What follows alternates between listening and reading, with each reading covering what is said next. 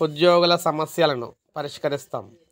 So ఉద్యోగుల సమస్యలను పరిష్కరిస్తాం అని చెప్పేసి ఎట్టకేలకు వీరు చెప్పడం జరిగింది. తెలంగాణ రెవెన్యూ ఉద్యోగుల సమస్యలను దశల వారీగా పరిష్కరించేందుకు కృషి చేస్తున్నట్లు తెలంగాణ ఉద్యోగుల జేఏసీ చైర్మన్ వి లచ్చిరెడ్డి తెలిపారు.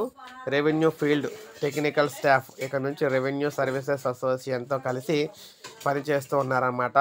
రెవెన్యూ ఉద్యోగులకు ఎలాంటి ఆపద వచ్చినా కూడా తోడుగా ఉంటామని తెలిపారు.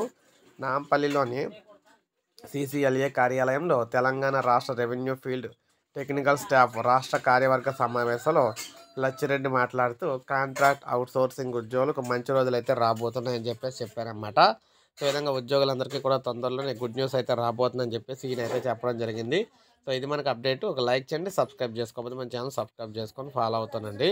ఉద్యోగ పెన్షనర్లకు సంబంధించి మన ఛానల్ ద్వారా ప్రతిరోజు కూడా మీకు లేటెస్ట్ అప్డేట్స్ అన్నీ కూడా అందరికంటే ముందు మన ఛానల్ ద్వారా అందించడం అయితే జరుగుతూ ఉంటుందన్నమాట.